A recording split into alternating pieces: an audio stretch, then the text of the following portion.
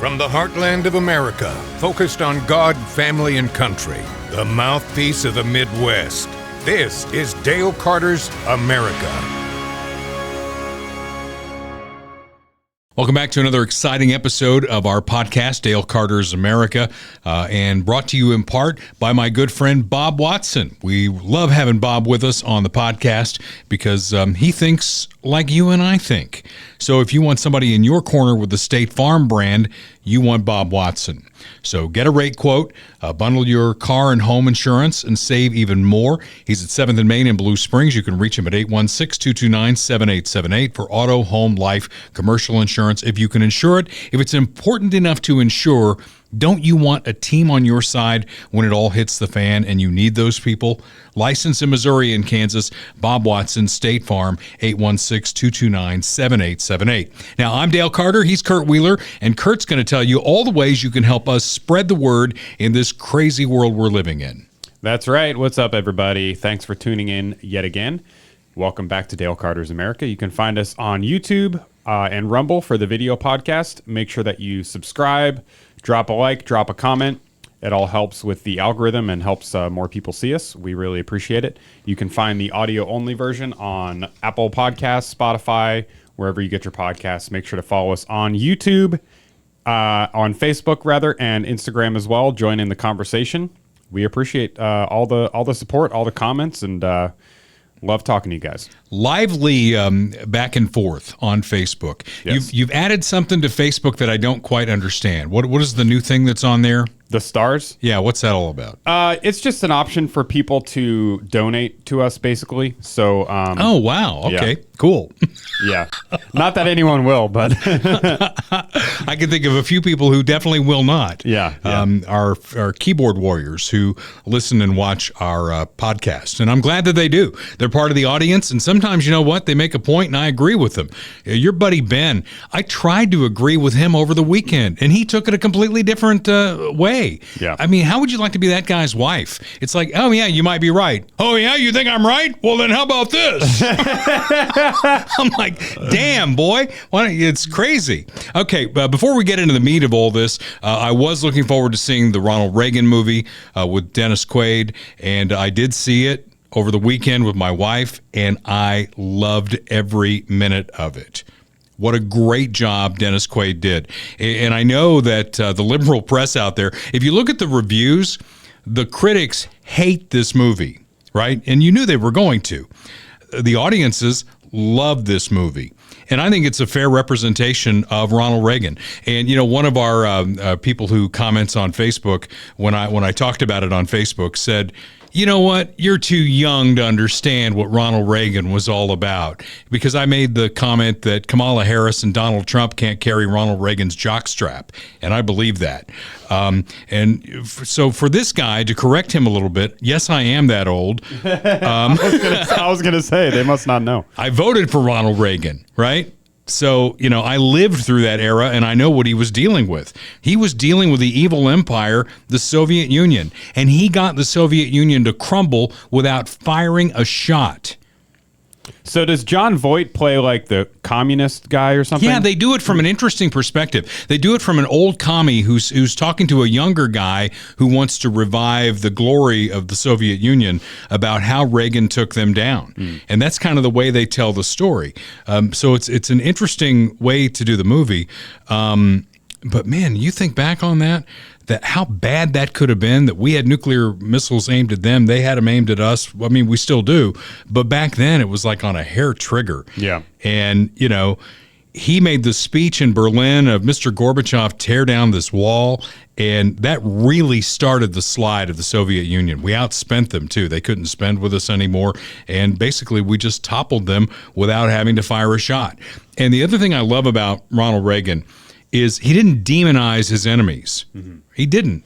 There's a wonderful scene in that movie after the assassination attempt where the guy who plays Tip O'Neill, Reagan wakes up and Tip O'Neill is sitting there with a rosary, right, praying for Ronald Reagan because they were friends. Did they fight like cats and dogs before 6 p.m.? They absolutely did. But at 6 p.m., like a couple of old Irishmen, they had a drink and they were friends. And a lot of people have a hard time understanding that concept, because if we don't agree on policy or on politics, we have to be enemies. Yeah. And you don't. That's the whole thing. We can disagree about the future of this country, but we don't have to be enemies. And Ronald Reagan showed us how to do that.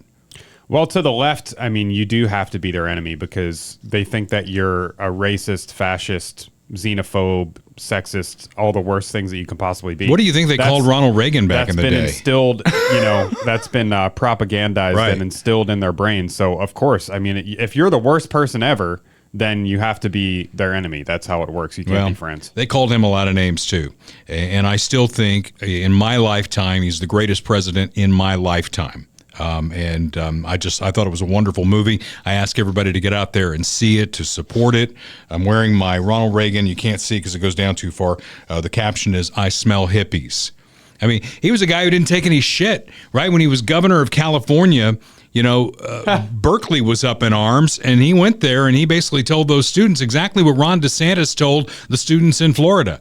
You can protest all you want, but when you cross the line and break the law, you're out. Yeah. There's a funny metric that I see a lot of people talking about, which is Rotten Tomatoes. Yeah. And you can tell that a movie is good because all the reviewers on Rotten Tomatoes are all woke, liberals. And so you can tell a movie is good when it gets a very low tomato meter, which is like the actual, professional quote unquote reviews, and a very high viewer review. So it has 19% from the industry people, and it has 98% from the average people. So tells you all you need to know. Yeah. Does it not? Okay. So get out there and see that movie and support it. Somebody else supporting us in this podcast venture is my dear friend Dale Reynolds in Blue Springs, Dale's Body Shop. I always tease he's the other Dale in Blue Springs. He's the guy that when you wreck your car and they say, where you want to take this thing, you should always say Dale's Body Shop in Blue Springs, because they don't take any shortcuts, right? They're locally owned. They're not a franchise. They buy local, they hire local, they support local. Collision repair done the right way. He's been in business for 37 years and known far and wide, all the way to the Kansas side. When the police cars get dinged up, they take them to Dale's Body Shop in Blue Springs, because he's taking care of cars and taking care of you. Much like Tim Walz is taking care of his running mate, Kamala Harris, who's running to be president of the United States. You would think if you're running to be president of the United States, you could go on a friendly interview show with Dana Bash, who loves you and wants you to be president. She wants you to be president. She's not going to ask you anything hard. And they didn't even do it live, Kurt. They taped it. Yeah. And there was a live Chiron on the CNN thing. People were pointing that out, that, at the bottom it says CNN and then live on top to make it look like, I don't think they actually said that it was live, but they're kind of alluding to it with the little Chiron thing. Yeah. It was not live. It was taped. And there's 18 minutes, right? Yeah, it's 18 minutes, but there's people on Twitter, who knows whether this is verified information or not, so just to give that caveat. But there's people saying that this person, for example, one of my good friends from college is a managing editor at CNN, and told me, and a few others, that they had 41 minutes of tape, but Kamala Harris and her team objected to over half of the already taped interview. This tells us what most of us already knew. Harris and DNC own the MSM. Wow. And they did the same thing with Biden, too. I mean, you can watch the interviews with Biden and see all the cuts that they make. And it's why they use multiple camera angles. Like here, we have this camera, we have this camera, we have the split. And that's just so we can see both of us, depending on who's talking, or one of us, or show the screen. But when they do these interviews, they set up multiple camera angles. So they may have a wide shot, they may have a shot on the interviewer, a shot on Kamala or Biden, maybe two different angles of Kamala and Biden. So they have like 4 or 5 cameras set up.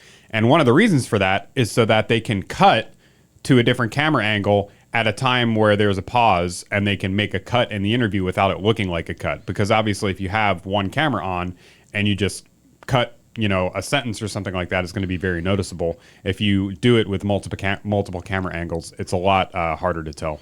Why did she have Tim Walz with her? Because he's her running mate, I guess. I know, but why can't she do it on her own?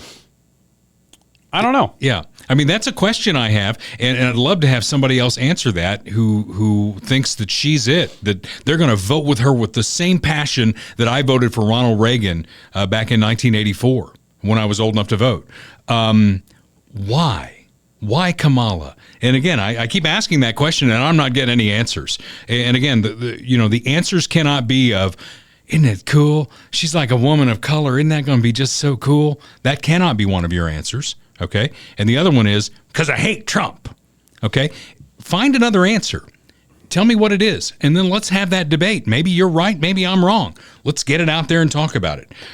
Clips from the big Kamala / Tim Walz, or as I call it, Kamala +1. And I will remind you that we don't edit on DCA. One of the keyboard warriors out there said, tune in to Dale Carter's America, where they'll find the 5 seconds that make Kamala Harris look like an idiot. Yeah, as opposed to all the other ones. Yeah. Well, Scout's honor from you, Kurt, because you do all the stuff behind the scenes. You're not editing I mean, this, right? I'm just going, like I've said before, I'm just going on Twitter. That's where I get all of our clips. At least 90% of our clips is on Twitter. So these are not, I mean, they're like, this one's a minute long, so it's not cut within the minute, other than the cuts that CNN probably made. But, okay. We're obviously not able to play the entire 18-minute interview. Right. Yeah. So if that's what you're expecting from us, then just go watch the interview, because we're not going to I'd love to see the stuff that got left on the cutting room floor that they said they didn't want out there. Right, exactly. So here's the first clip that we'll play.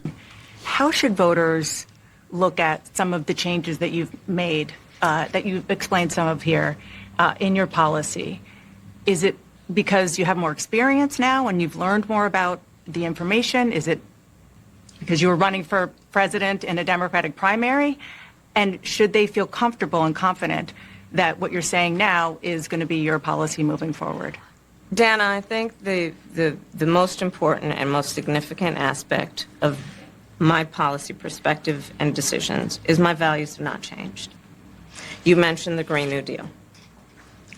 I have always believed, and I have worked on it, that the climate crisis is real, that it is an urgent matter to which we should apply metrics that include holding ourselves to deadlines around time. We did that with the Inflation Reduction Act. We have set goals for the United States of America, and by extension the globe, around when we should meet certain standards for reduction of greenhouse gas emissions, as an example. That value has not changed. Okay. There's a lot of gobbledygook in there, which we'll get to here in a moment. Unless you want to get into it now. I mean, she's out there saying that the mandates on electric vehicles, that she's never really been for that. And we're leading the world on this. What about Russia? What about China? What about India? It is a globe, right? It's this round spherical thing, right? Yeah. And they've got a lot more population than we do, and they're damaging the environment. The United States of America, you go back to turn of the century into the 21st century, like 1900, when we were burning things and it didn't really matter, and all this toxic crap that we were putting up in the sky. Don't you think that scientific advancement has made our air cleaner in the United States versus where it was in 1900? Yeah, I mean, we're doing one of the best, if not the best, certainly for our size, in terms of clean energy and emissions and pollution and everything like that. And we don't want to point to, as a country, point to, hey, look at what China's doing. Hey, look at what India's doing. You look at all the trash that we have in the ocean. That's a big deal with the environmentalists. Mm-hmm. They always point to the big, there's a name for it. It's like the Great Trash Pile or something like that. There's a bunch of trash that's just floating around in the ocean. And that's bad. I certainly agree with that. But where is that coming from? That's not coming from America. That's coming from these third world countries. And we don't want to point the finger at them and say, hey, clean up your act, because it feels icky. It feels like, oh, well, we can't say that to them because, they're like backwards people or something. Mm-hmm. I guess that's the assumption, which is kind of ironic. But it's very interesting. But yet here, we see a picture of a turtle that has a straw in its nose one time that goes viral. And all of a sudden, we have to use these shitty paper straws, despite the fact that straws are not really a problem. And certainly straws from America are not really a problem. But it's all just feel-good politics. It means nothing. And it's not actually solving the problem, because we don't want to address the real culprits. Exactly. Yeah. So let's move on, because we can't call her the border czar anymore, even though Joe Biden put her in charge of the border, and every liberal media outlet called her the border czar. Man, they're walking all that back now. So where is she on immigration, since, her administration has been an abject failure on that? Let's find out. During the Biden-Harris administration, there were record numbers of illegal border crossings. Why did the Biden-Harris administration wait 3.5 years to implement sweeping asylum restrictions? Well, first of all, the root causes work that I did as vice president, that I was asked to do by the president, has actually resulted in a number of benefits, including historic investments by American businesses in that region.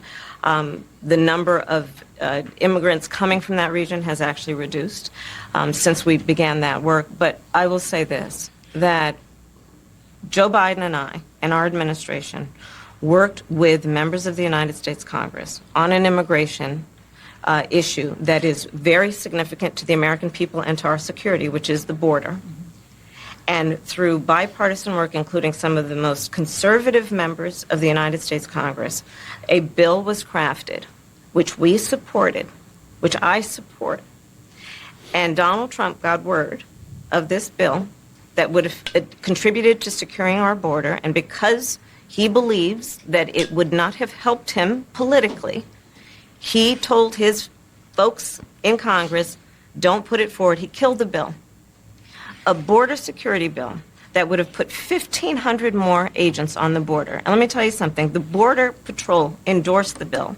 And I'm sure in large part because they knew they were working around the clock, and 1,500 more agents would help them. That bill would have allowed us to increase seizures of fentanyl. Ask any community in America that has been devastated by fentanyl what passing that bill would have done to address their concern and a pain that they've experienced. So you would push that legislation again? I just want to ask about... Not only push it, I will make sure that it comes to my desk and I would sign it.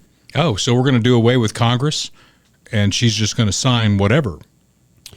I guess. I don't know. I mean, it's the classic move. It's the classic obfuscation. No, sure it is. It's Trump's fault for, I really think that whole bill was put forth. It was a terrible bill. And we've talked about it before. I mean, anyone that voted for that should not be taken seriously on this issue.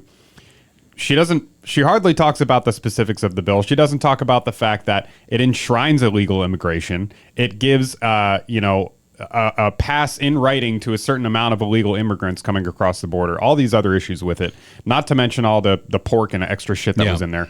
But I'm starting to think that it was intentional because they needed something to obfuscate. They needed something on the table in writing so that they can say, well, yeah, we're doing a terrible job, but look at this over here. They said no to the immigration bill, Right. Well, it's the classic thing in politics of when you get asked a question that you don't want to answer, you pivot to something else. So never mind the 3.5 years where record numbers of people, because they invited them, came into this country. Never mind all that. What they want to talk about is 3.5 years later, hey, we got the wake-up call. We saw the polls. People were like, that's like number 2 on the issue list, maybe number 1. We got to do something about that. So they put forth this bill, as you've mentioned, we've talked about it many times, a Christmas tree bill with lots of pork on it that had nothing to do with the border. And then they get upset when it doesn't pass. It wasn't going to pass the House anyway, and they knew that because Republicans had an advantage there. Yep. You know what we need to do? I will build a great, great wall. Yeah, we don't need this huge pork enshrined bill. What we need is to go back to what the executive orders were that were working, and then get the border secure, and then let's work on comprehensive immigration. You can't do one without the other. Exactly. You got to secure the border, and then we'll deal with comprehensive immigration. Because what's the point? If the door's open, who cares? They're getting here anyway. Yeah, and this is not in the notes, but we have in Colorado right now Venezuelan gangs that are like taking over apartment complexes and all kinds of crazy stuff. Foreign invaders, armed, taking over residential areas of our country, and nothing seems to have been done about it. I haven't looked this morning at the latest news. This is Tuesday, but You know, it's just crazy that these people can even get in, that they're not immediately deported or shot. You know, they're armed gangs. You know what I mean? Like, imagine if it was an armed gang of MAGA supporters taking over an apartment complex. What do you think they'd do? Shoot them on sight for sure. Yeah. Man, if Richard Daley was running this place, we played his clips from the DNC, right, in 1968, where he said, shoot these protesters on sight. Yeah. We've come a long way away from that. Now, lawbreakers, we have to analyze what made them break the law. Maybe they had a rough childhood. We should go easier on them. Okay, so Tim Walz is there. We might as well ask him a question, and he's kind of let it slide. I don't think you can find a clip where he blatantly said that he went to Iraq with his unit, but he let other people kind of carry the water, and he just kind of smiled and nodded when they asked him questions like that. So Dana Bash probably, I didn't watch any of this. I'm watching it for the first time. Let's see how she handles Tim Walz.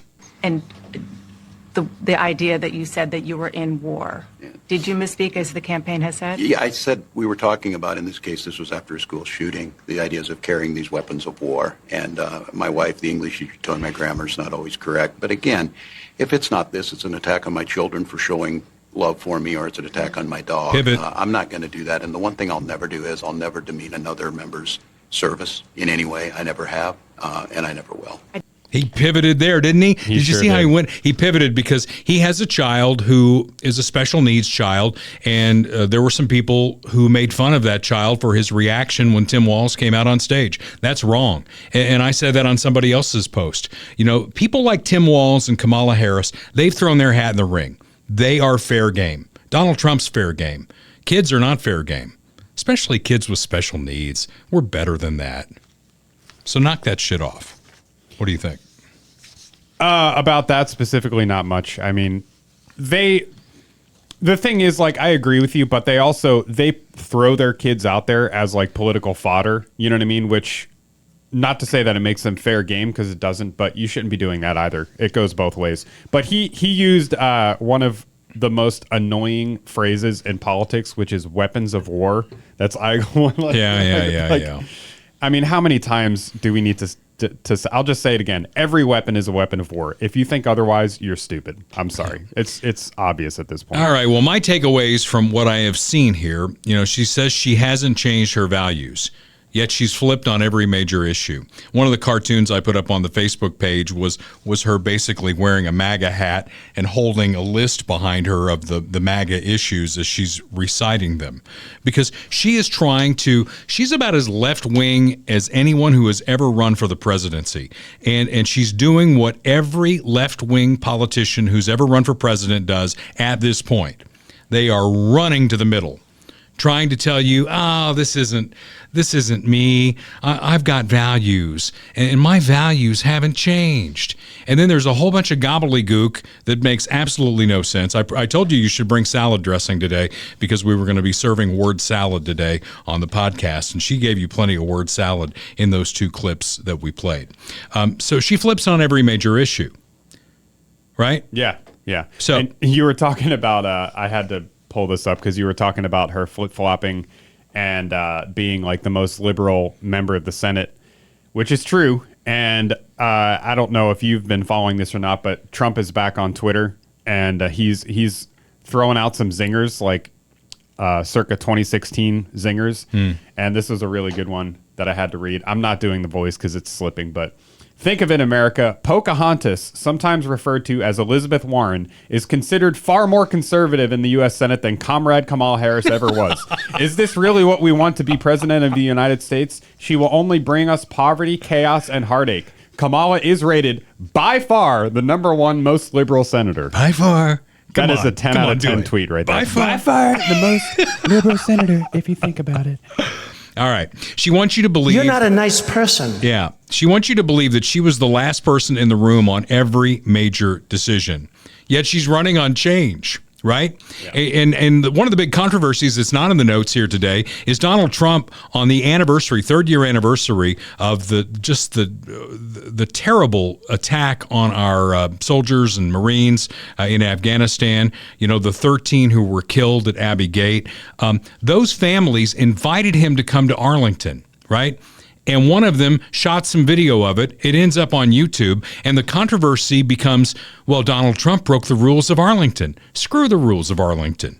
You know, these were Gold Star families who have nothing nice to say about Joe Biden or Kamala Harris. They invited Donald Trump to come to Arlington to honor those fallen soldiers. And he did that.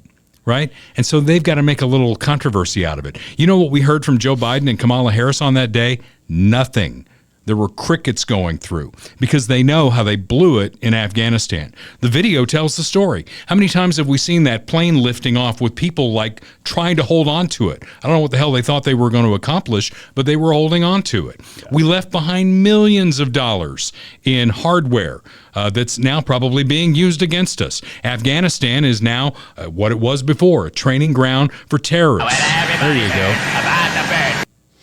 There you go. And then, of course, the Abbey Gate explosion that killed not just our 13, but hundreds of our allies who we left behind. And against the advice of the generals, the last person in the room with Joe Biden was the woman who wants to be your president, who told him, yeah, I think this is a pretty good plan. Yeah. Generals said no. So how can she run on change? I don't understand how she can run away from the last 3.5 years, but that's what she's trying to do. And it's the typical Biden supporter too. It's like the change, the hope, the joy. You know, it's all empty platitudes. There was this video of Ben Stiller, the actor that went viral earlier in the week, and I'll play it because it goes to exactly what you're talking about. Good. Do you mind answering just a quick question? Why you came and what you like about Harris' platform? Just very excited about moving forward and all the energy and excitement that's around this movement right now. So that's why I'm here, because it's time for change, and it seems like it's happening. You think she'll be it's time for change. Yeah. Open change. Change from the people who have been in it for 3.5 years. Yeah. Who brought you what you've had the last 3 years. Well, that's not true. I mean, that's Trump's fault. It's Trump's fault. Right. Okay, so she continues to spend money that we don't have. And I know that you were kind of interested in the $6,000 child tax credit. There's also the $25,000 first-time home buyer tax credit. And the debt just continues to spiral out of control. And, one of our keyboard warriors said that I should stop talking about the debt in terms of a household debt, because it's not a household debt. It's a federal debt, and stop calling it, or referring to it as a household debt. I do understand. I took economics in college. I understand the difference. Here's the difference, key difference, by the way. When the federal government needs money, you know what they do? They float a bond. They sell debt. Man, if we could do that, Kurt, we'd be shitting in tall cotton, right? It's like, hey, I need money, so I'm going to go float this bond, and you're going to buy it. The other thing is, who's going to continue to buy that debt as it spirals out of control, right? Somebody's got to buy it. Yep. And then we've got to pay interest on it. And interest on the debt right now is, I think, our second or third biggest line item. It's bigger than defense right now, okay? That's what it's come to. And there are times when debt's okay. And no, I'm not saying that we need to go all Dave Ramsey here and we need to have a zero debt moving forward. I get what debt is all about.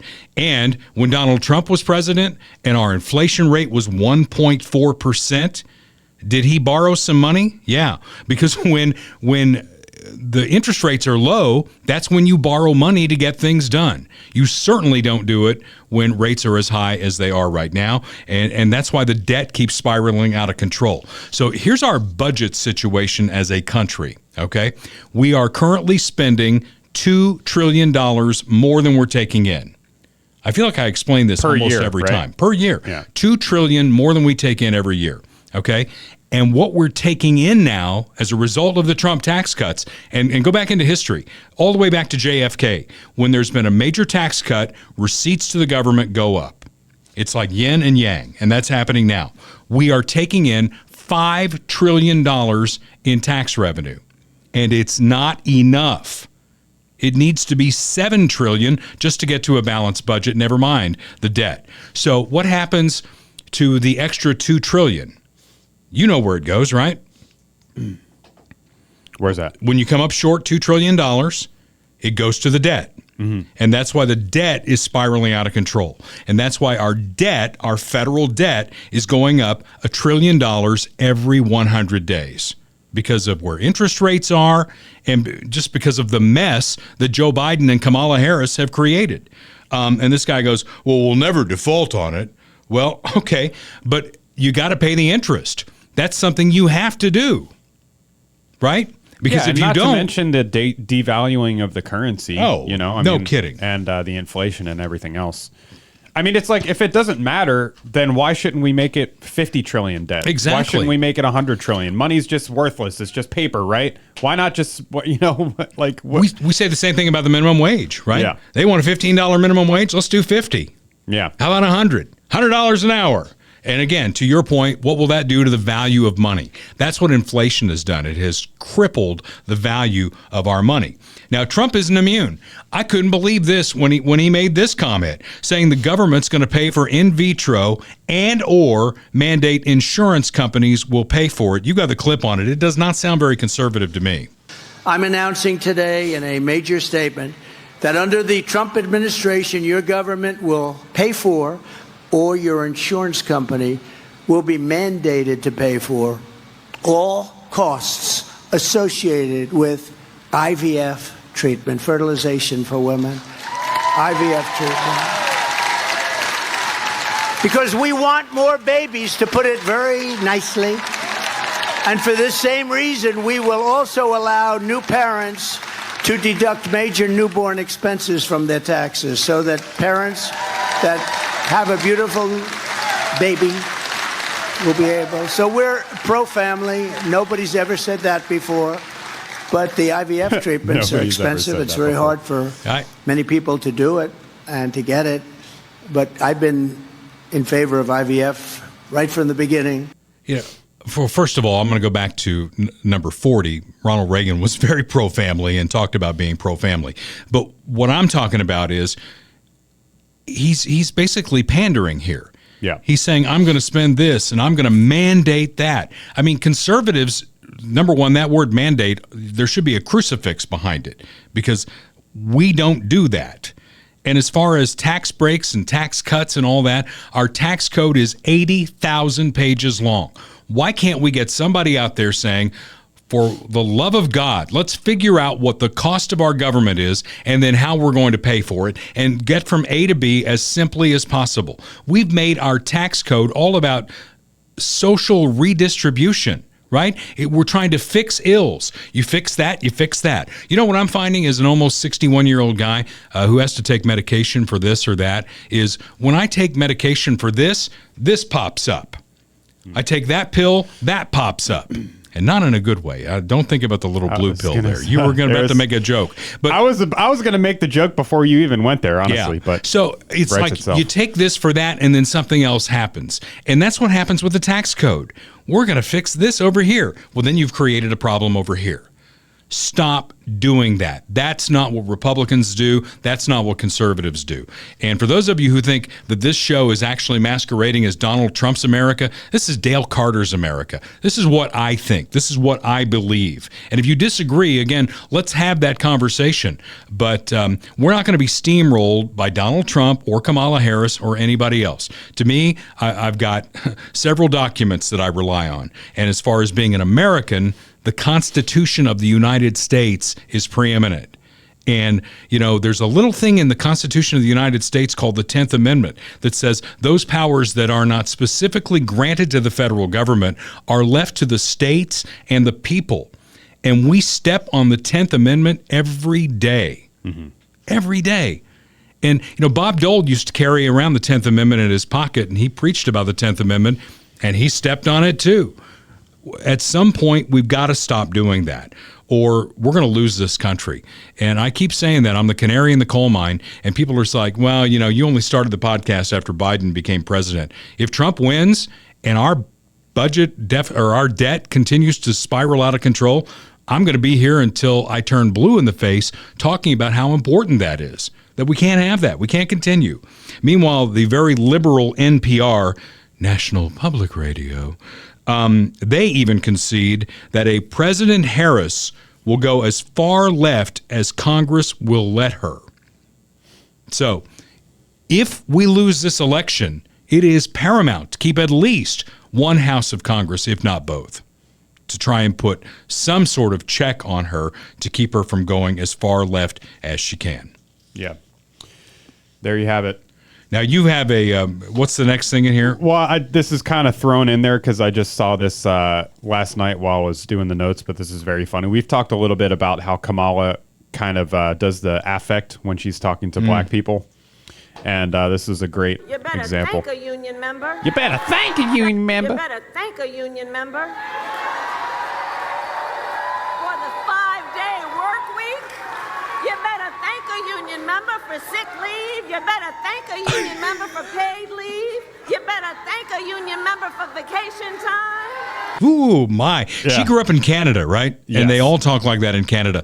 I saw this clip, and somebody had juxtaposed in Foghorn Leghorn from the Looney Tunes. Oh. I say, son. I say, son. You better thank a union member. Yeah.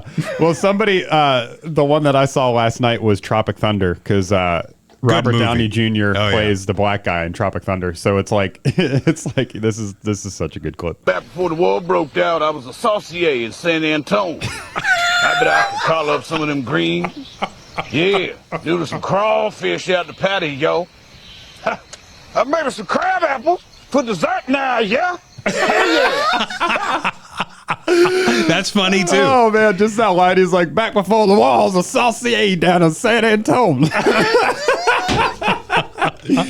Oh, man. That is good stuff. It's a shame that he's like a woke asshole, too, because, man, he is good. Robert Downey Jr. is good, and that movie is hilarious. One of my favorites. By the way, I'm watching, and I'm glued to it. I'm almost embarrassed to admit this, but there's a show on Netflix called The Family Business, and it's about a black crime family in New York. And it is so bad, it's slightly good. And so I keep watching it because I'm glued to the storyline and I'm into the characters and all that, but the acting is absolutely terrible. Yeah. It is awful. And a lot of like those kinds of things, there's a lot of stereotypical stuff that happens in it. And it's funny because the guy who played the black guy on Ghostbusters, the original Ghostbusters. Yeah. He is the main character. I can't remember his name either, but he's the main character in The Family Business. And I'm almost at the end of season 2, and there's a line in there where a guy comes back into his office who everybody thought was dead, and the guy's a Mexican drug lord, and he goes, "Are you afraid of ghosts?" And this guy goes, "I ain't afraid of no ghosts. In fact, I'm one of the original Ghostbusters." It's just That's like an so inside corny. line. Oh my god! It is again. This guy, show, right? Yeah, that guy. Yeah, Ernie Hudson is his name. This show is so terrible, it's almost good. Yeah, and I'm watching it just to see because there are like cameos from other stars in it. Oh yeah. I think when they did it, they thought, "Man, this is really good," but on camera, it looks terrible. Well, that's a whole thing, man. Not to get too sidetracked, but like the terrible movies. You know, like especially from like the 70s and 80s, there's a lot of really terrible movies from the 70s and 80s. And if you have Amazon Prime, for whatever reason, Amazon has like a way bigger stockpile of old like B movies and stuff, more than Netflix or Hulu. So you can go down a rabbit hole of watching some just really terrible, like low budget sci-fi movie, you know, or whatever. From the 70s. Yeah. It's really fun. Well, there's a lot of hot women on this show too, and there's one of the guys who's like a Mexican drug lord who has like these 2 women who hang out with him, and I don't know what the deal is here, but they're wearing like white lipstick and white eyeliner. And they're white girls. I don't get that at all. But and we're also at the same time watching another. I'm way down a rabbit hole here. Another Netflix show called The Gangs of London, which is really good. And I keep getting confused between the 2 storylines because they're both gangs, but one of them is a really bad TV show and one is a really good TV show, but I'm glued to both of them. There you go. Yeah. And you know what? When I'm watching Netflix, I'm inside the warmth and comfort of my home, and the roof doesn't leak thanks to my friends at Royal Roofing and Solar. 816-540-7057. Fall is a great time to get your roof inspected, and these are my guys. They did the roof at my house house. I mean, if you know where I live, drive by and check it out. Just don't do anything bad, right? First Amendment right, you can say whatever you want, but when you cross the line, I've got a Sheltie named Baby Harry that might take your leg off. I'm kidding. 816-540-7057, solarbyroyal.com, royalcontractingkc.com, tax credits and grants for small rural businesses and ag producers as well. And talk to Mike Dale about solar. Before you make a commitment with anybody else, talk to Mike Dale, because he's got a list of like 16 questions that the other guys are trying to jam something down your throat that may or may not work. Royal will shoot you straight. Royal Roofing and Solar. We thank them for being part of our podcast. Also thank Kirk Doris and Lori Hocker. Almost married him off there by giving him the same last name. That's not true. Kirk Doris and Lori Hocker. 10,000 people a day are turning 65 in this country, and most don't know anything about Medicare. You talk about line items in the federal budget, that is a big one. If you're approaching 65, my good friends Kirk and Lori at Medicare Simplified KC can make that maze understandable. Medicare is far from a one-size-fits-all proposition. You've got options and choices to make. Get my friends in front of you so they can tell you what you're going to need moving forward for your personal situation. All right?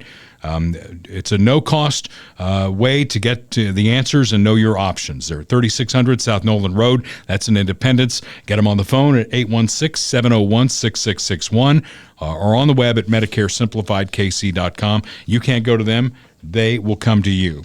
Good folks. Awesome people. Do it. Tremendous people. I knew that was coming. All right. Debate coming next Tuesday. We are 9 weeks from Election Day. 9 weeks as we record this. And early voting starts this month in several states. So the voting is going to be happening out there. Kamala's coalition, just so you know, is made up of people who pull the D lever no matter who it is. I'm a Democrat. I'm going to vote Democrat. I drive down Southwest Traffic Way on my way to work every day. There's a beautiful old home. It's got like a stone porch on it or whatever. It's right across the street from Channel 4. And I know they're Democrats because this time of year they put a sign up for a Democrat. Doesn't matter, right? They are Democrats. And they're going to vote for Kamala Harris come hell or high water. There were people who told me if Joe Biden were in a coma, wisping out his last breath, they would still vote for him over Trump. She also gets the folks in the middle who know she's wrong on the issues, but they hate Donald Trump that much. They would want this country to continue to go down the sewer it is in because they hate Donald Trump that much. Who will Trump get? He'll get those who pull the R lever no matter what. And there are those people out there.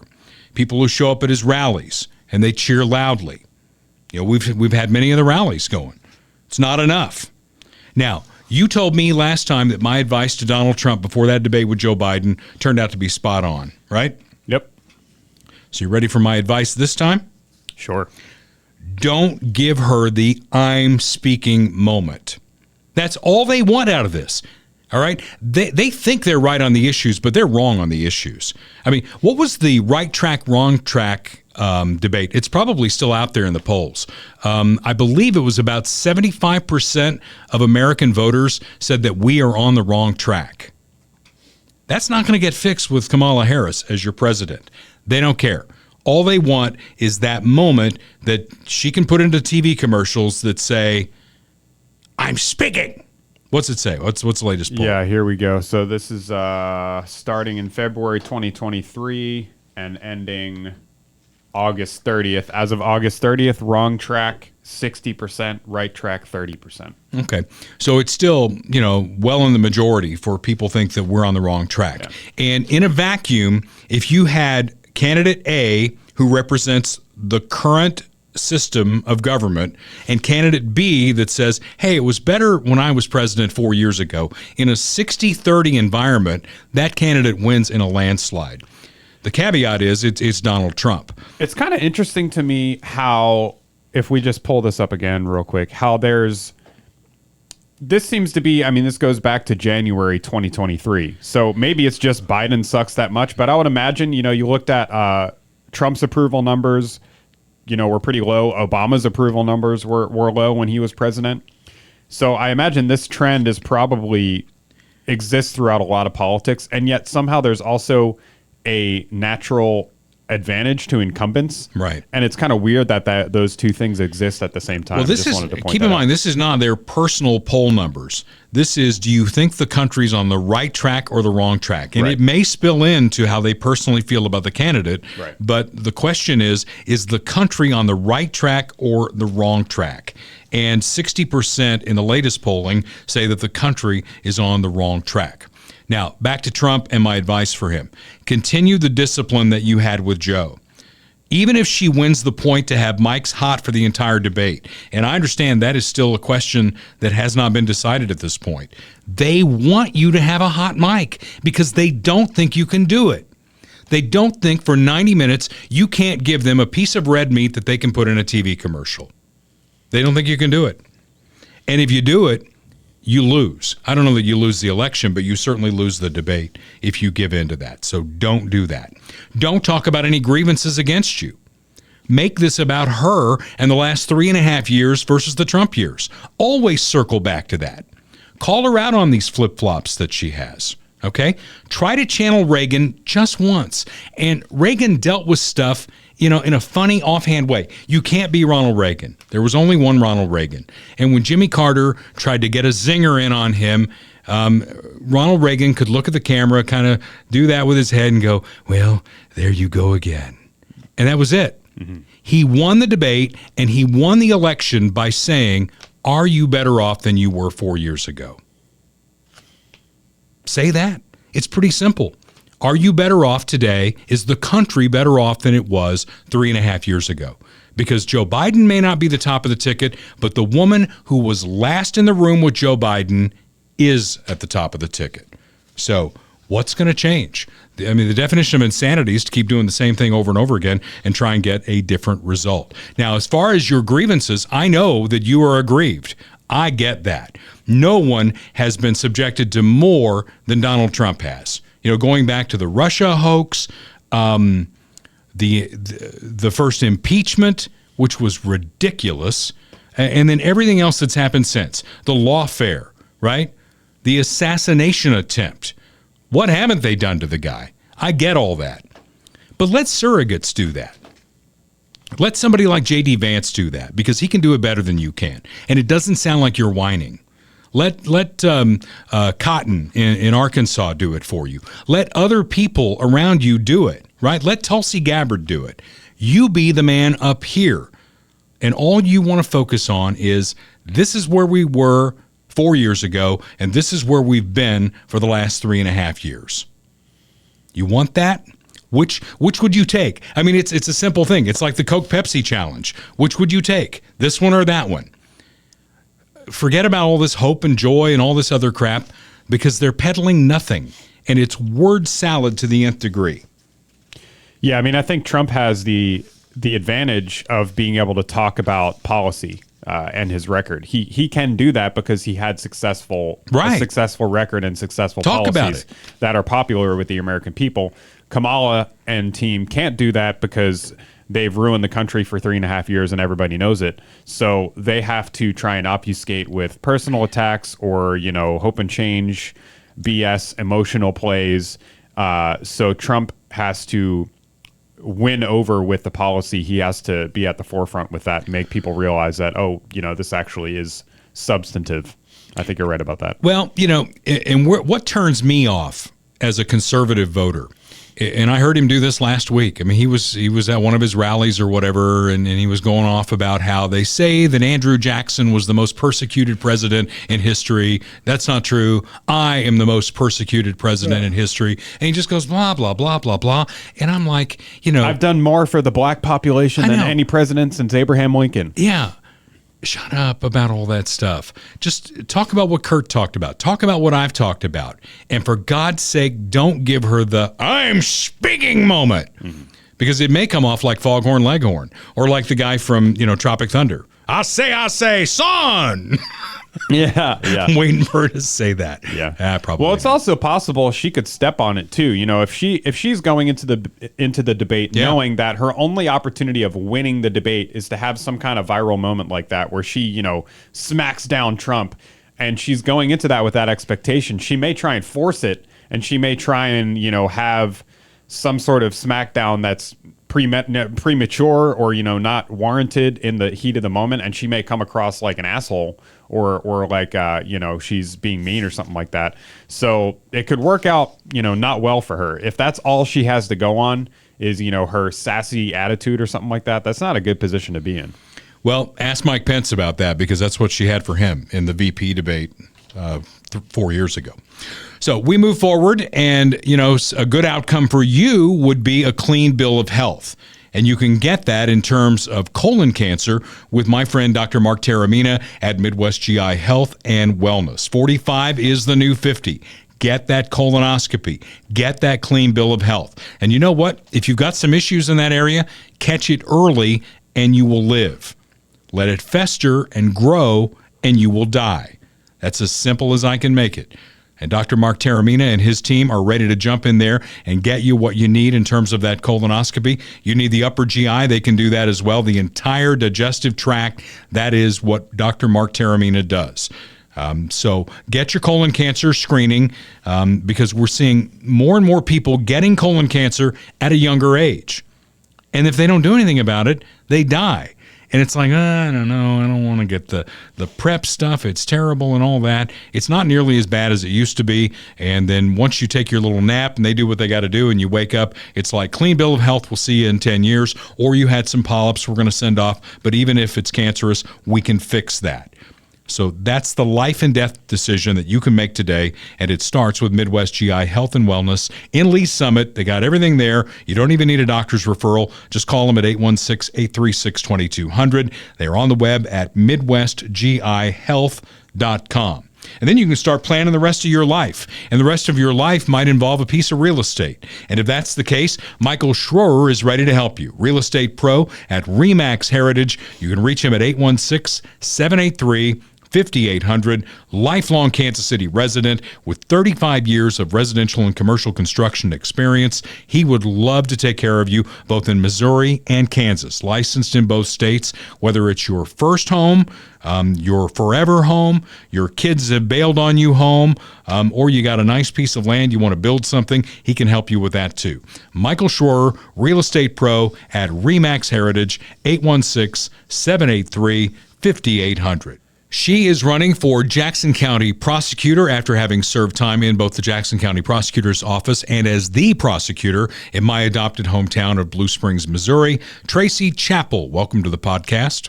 Tracey, welcome to the podcast. Thank you for having me, Dale. I really appreciate it. Now, I got to correct something I said in the open here, because I said you were in the Jackson County Prosecutor's office, and you reminded me you were not in the Jackson County Prosecutor's office. That is absolutely correct. Right. I was in the Jackson County Counselor's office as a senior assistant county counselor. Yeah. And then we rescued you to Blue Springs. In fact, one of the last things I did on the Blue Springs City Council was vote for your contract to be prosecutor. I so appreciate that. That really was an amazing experience, because that is really where I cut my teeth on being a head prosecutor. Mm-hmm. And so it's really good to be able to set policies and procedures in that office where I could really work directly with the judges and for the benefit of the community and making it safe. I got to oversee my attorneys as well as my staff, and just really work with the community as a whole and look for ways to make it safe and make it a better place. Well, you're running for prosecutor of all of Jackson County, yes. And Jackson County is very diverse in that, you know, when you were prosecutor in Blue Springs, that's a suburban jurisdiction. Yes. And a lot of Jackson County is the suburbs, but then there's Kansas City. Yes. So it's two very different things that if you win, that you're going to have to deal with. And I hope you win, because if for no other reason, I saw your opponent and Mayor Q was at her party or whatever when she won nomination or whatever, and that tells me everything I need to know. We need to vote for you, because what's happening in that prosecutor's office right now is not good.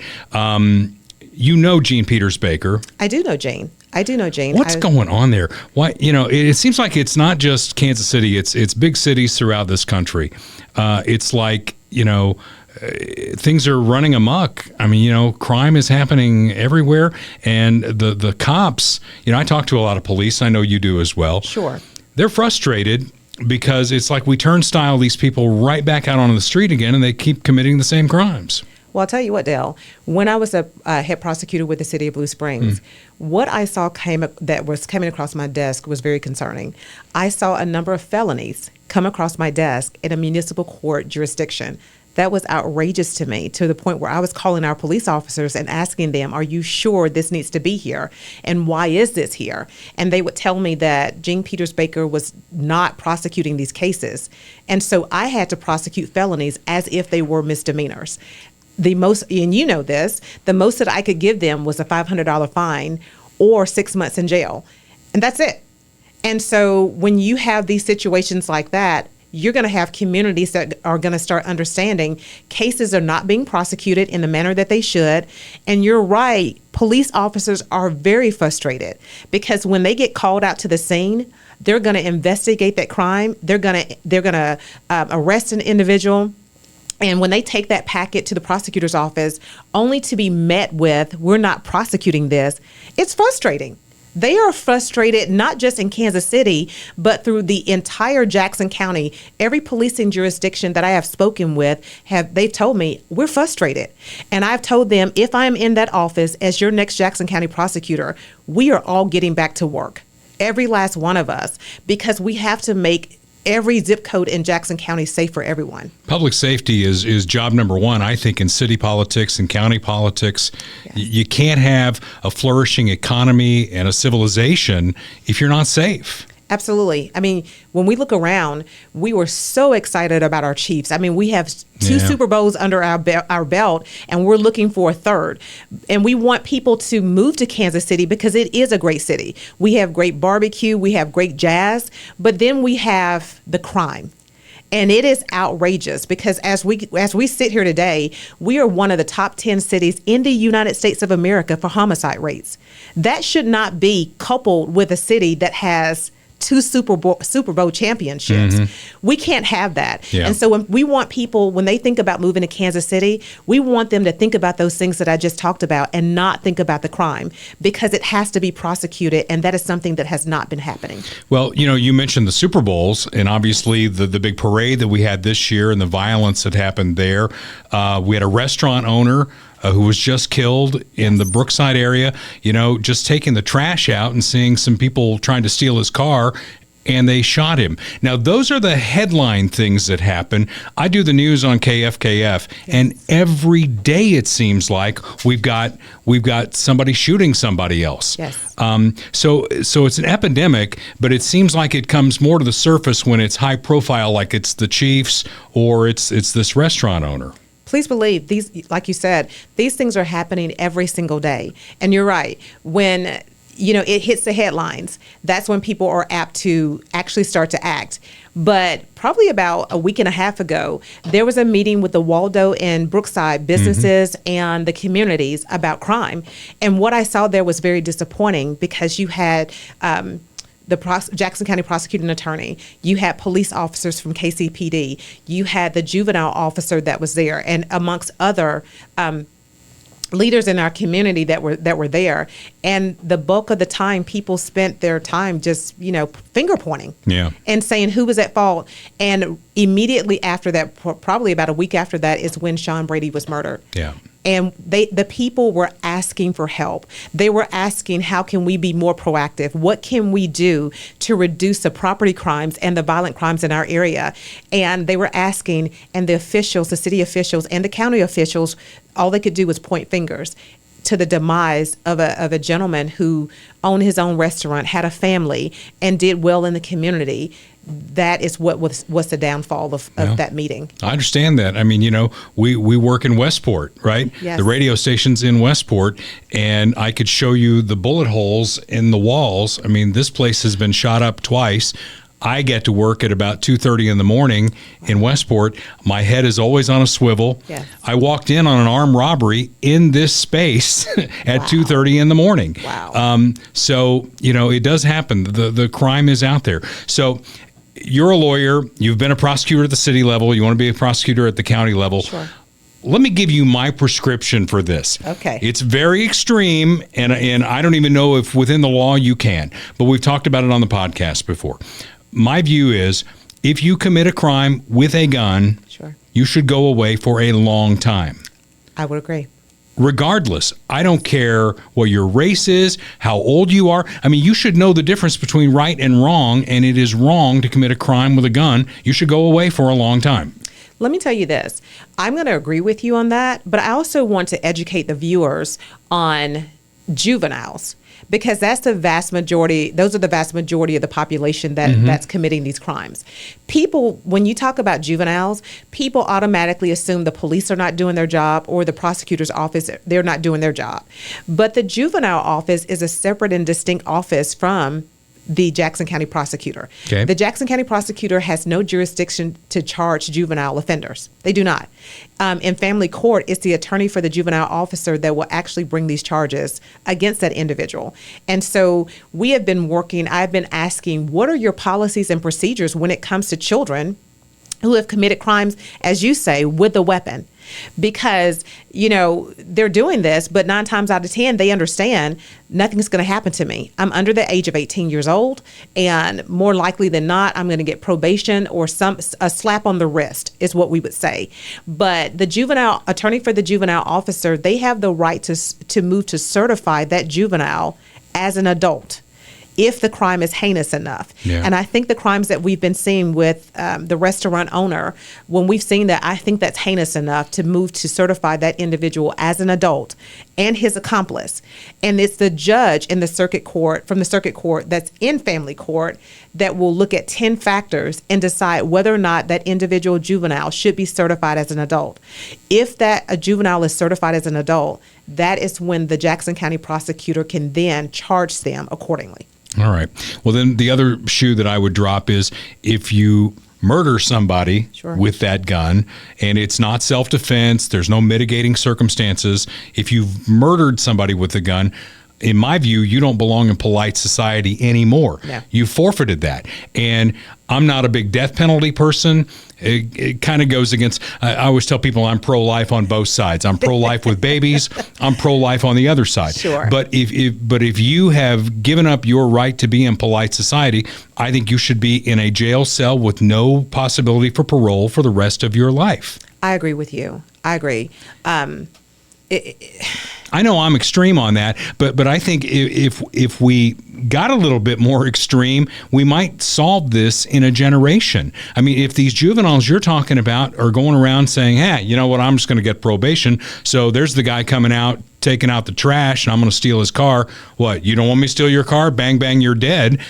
I mean, we've got to put a stop to that. We absolutely have to. I mean, it is out of control. I mean, I know we're in the West, but now we're in the wild, wild West. We are. And Dale, really, what used to be a problem that we perceived in the inner city, and we would say, oh, it just happens there. That's not our problem.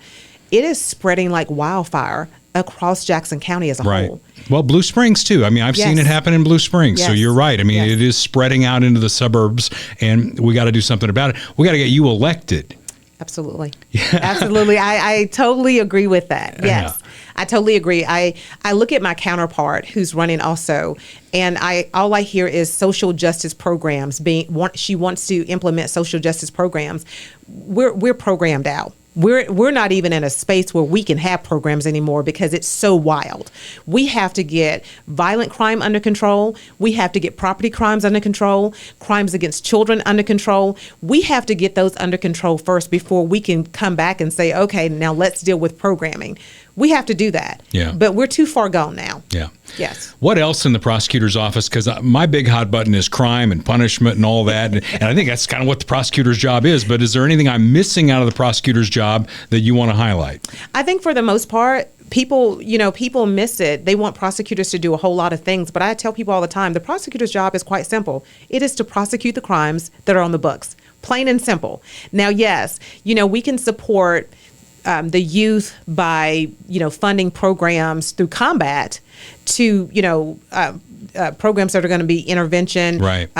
such programs, and I advise those 501c3s to get involved early on in elementary school with these individuals. Okay, exactly. Because by the time they hit middle school or high school, sometimes it's too late. Right. So the prosecutor's office can certainly educate the community. We can partner with the police departments and the neighborhoods to really educate them on alternatives to gun violence, and then we can also support organizations that will give high schoolers, job skills, job training, internships, and jobs, so that when they get out, they're not looking to rob people or burglarize them, but they actually have a job and some skill sets that they can put to use. We are very supportive of that, but make no mistake about it, Dale, my main job is to prosecute crime. Amen. I love that. Yeah. The definition of insanity is doing the same thing over and over again and expecting a different result. Yes. You would be a different result for Jackson County, and you have my 100% support. I certainly appreciate that. And we got to get the job done. We have to get out there and let people know that I'm actually running for office. We have to let people know what I stand for. And we have to let people know that it's not about the defendant. So many times we focus on the defendant, what their rights are, right. What can they do? And I tell people all the time, I said, they have a lot of rights under the U.S. Constitution. They have the right under the Fourth Amendment against unreasonable searches and seizures. They have the right under the Sixth Amendment to have a speedy trial. I mean, we're always looking at their rights. But I ask the question, what about the rights of the victim? Because me, as the next Jackson County prosecutor, if I don't prosecute the case, where can the victim go? There's nowhere else to go. Exactly. There's nowhere for them to go. Yeah. And as the next Jackson County prosecutor, victims absolutely deserve somebody who knows how to do the job and understands, what the motto of the job is. And that is to get back to public safety, because that is all we do. That's it. Prosecute the criminals. That's Criminal right. justice. Absolutely. It's too much about the criminals these days. It really is. Yeah. And I'm hearing that. And so I start asking questions. What about the gentleman who had his car broken into or had his car stolen? He wasn't anticipating that. Nope. He wasn't anticipating having to get a new car because his car was totaled. He wasn't anticipating, man, I have to go get another car loan. I mean, it's a lot. And what police officers are now telling people, because they understand that the prosecutor's office right now is not prosecuting property crimes, police officers are just saying, well, there's nothing that can be done. Call your insurance company. That is insane. So not only were you victimized when your car was stolen, but now you're victimized all over again by the insurance companies when your rates go up, or when police officers are saying there's nothing that we can do. Who wants to hear that as a victim? Nobody. That's it. Nobody. The key to public safety is public safety. It is public safety, and we don't feel safe right about now. Right. Well, you're going to turn that around, right? Absolutely. All right. Absolutely.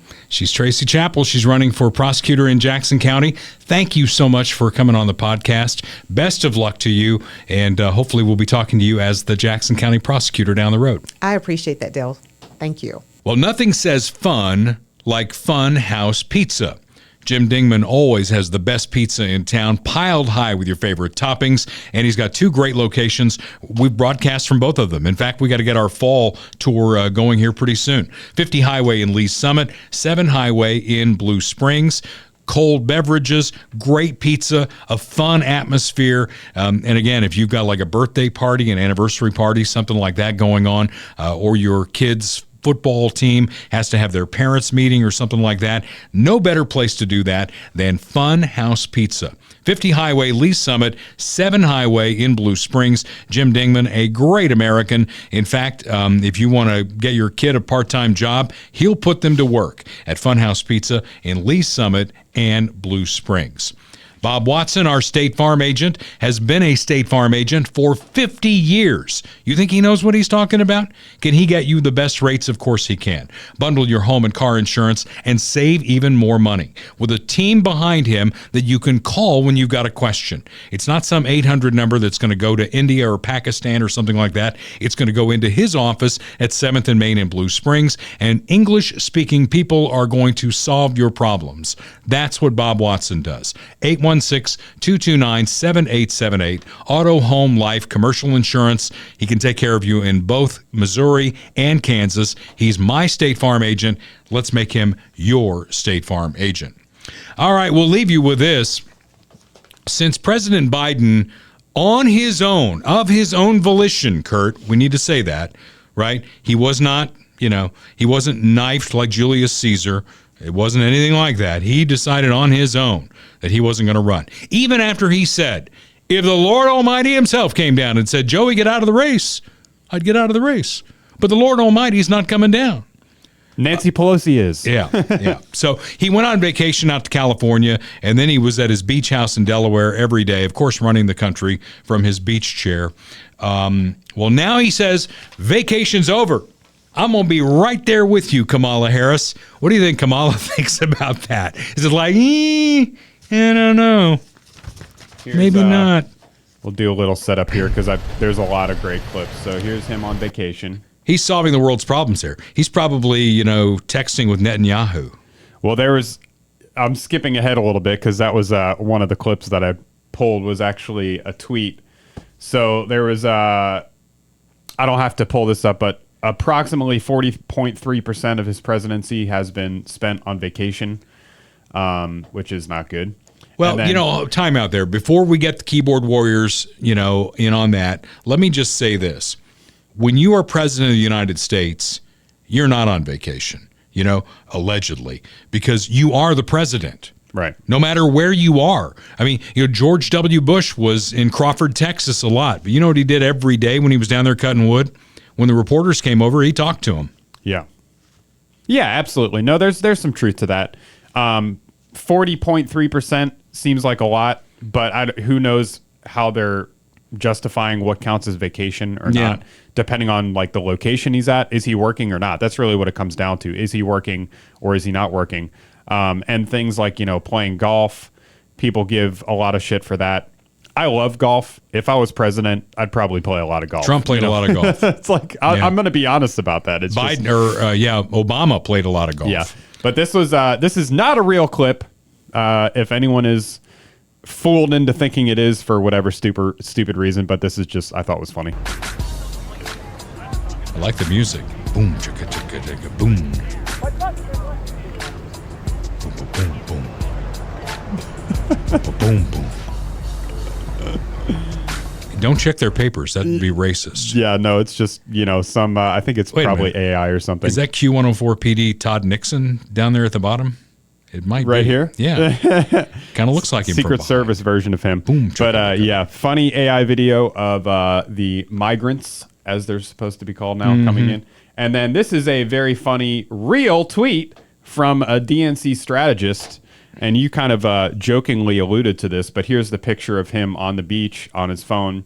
And this DNC strategist, Chris D. Jackson, says, the man never slows down. Even at Rehoboth Beach today, President Biden is on the phone, driving diplomacy forward and putting America's interests first.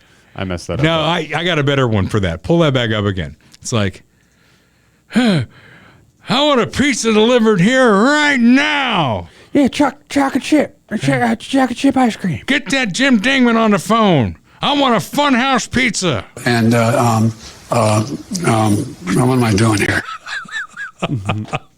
All right, until next time, when we'll probably set up the debate for you. And remember 9/11, too. We'll be back next week and could even have a special guest next week. Time will tell. This is Dale Carter's America. The views expressed on Dale Carter's America are Dale's and Kurt Wheeler's. They do not necessarily reflect the views of KFKF or Steel City Media. Comments can be sent to dalecartersamerica@gmail.com. Check back for weekly episodes. Subscribe, spread the word, and give us a 5-star review. Thanks for being a part of Dale Carter's America.